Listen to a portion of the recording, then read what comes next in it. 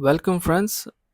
ఈరోజు ఎక్సెల్‌లో ఒక ఇంపార్టెంట్ టాపిక్‌ని మనం నేర్చుకుందాం. అదేంటంటే ఎక్సెల్ ట్రాన్స్‌పోజ్ ఫంక్షన్. ఈ ట్రాన్స్‌పోజ్ ఫంక్షన్ ఏదైతే ఉందో రోస్‌ని కాలమ్స్ గాను, కాలమ్స్‌ని రోస్ గాను మార్చడంలో చాలా హెల్ప్ చేస్తుంది. అంటే దీనివల్ల చాలా టైం సేవ్ చేసుకోవచ్చు ఎక్సెల్ యూజ్ చేసేటప్పుడు. సో వీడియోని స్కిప్ చేయకుండా చివరి వరకు చూడండి. ప్రాక్టికల్ ఎగ్జాంపుల్స్‌తో మీకు క్లియర్‌గా ఎక్స్‌ప్లెయిన్ చేస్తాను. ఓకే. ట్రాన్స్‌పోజ్ ఫంక్షన్ 3 విధాలుగా చేయొచ్చండి. ఒకటో విధం ఏంటంటే, మీరు స్ట్రెయిట్‌గా ఏదైతే డేటా ఉందో, ఈ డేటా ఉంది కదా!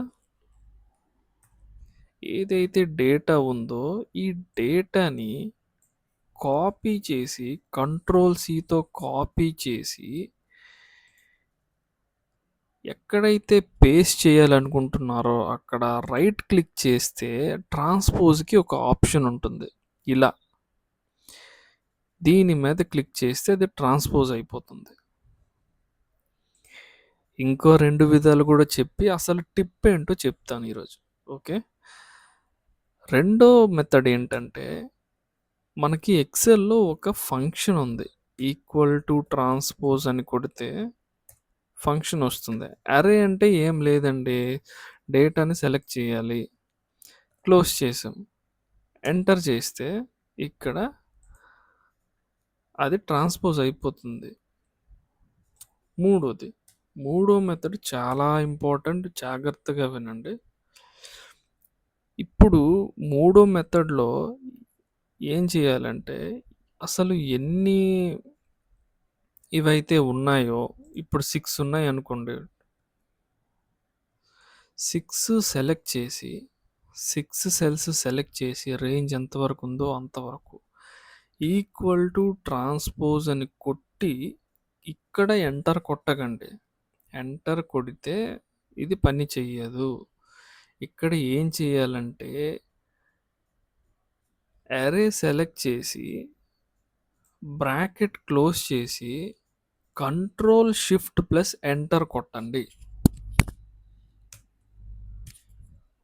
ఇప్పుడు మీకు చూపిస్తాను అసలు ఏం జరిగింది అనేది. ఒకవేళ మనం వాల్యూస్ చేంజ్ చేయాలి అంటే ఇప్పుడు చూడటానికి 3 ఒకేలా ఉన్నాయి. ఇది ట్రాన్స్‌పోజ్‌నే, ఇది ట్రాన్స్‌పోజే, ఇది ట్రాన్స్‌పోజే. కానీ ఇప్పుడు మనం వాల్యూస్ ఇప్పుడు చేంజ్ చేస్తే ఓన్లీ ఈ రెండిట్లో మాత్రమే మారుతాయి. ఎందుకంటే ఇది జస్ట్ కాపీ పేస్ట్ మాత్రమే. ఫస్ట్ మెథడ్ అనేది ఓన్లీ కాపీ పేస్ట్ మాత్రమే. సెకండ్ మెథడ్‌లో ఇది ఫిక్స్‌డ్ అరే. ఇప్పుడు సెల్ లింకింగ్స్‌లోన, రిఫరెన్స్ ఇవ్వడంలోన ఇది పని చేయదు సరిగ్గా.